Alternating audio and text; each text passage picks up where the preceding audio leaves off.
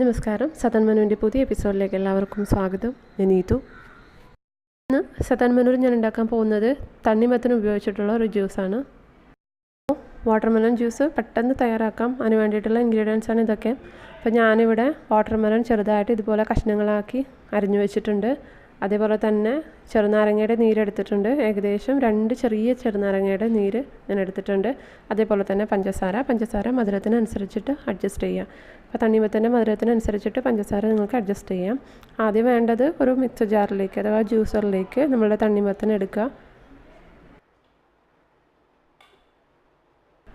അപ്പോൾ ഈ തണ്ണിമത്തനിലേക്ക് നമ്മൾ പിഴിഞ്ഞു വെച്ചിരിക്കുന്ന നാരങ്ങ നീര് കൂടെ ചേർത്ത് കൊടുക്കാം.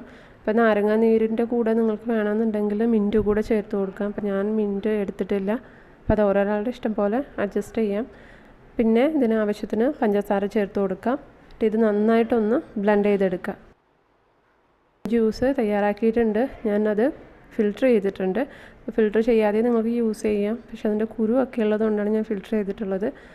ഇത് സെർവിങ് ഗ്ലാസ്സിലേക്ക് മാറ്റാം. കൂടെ നിങ്ങൾക്ക് വേണമെന്നുണ്ടെങ്കിൽ ഐസ് ക്യൂബ്സ് കൂടെ ആഡ് ചെയ്ത് കൊടുക്കാം.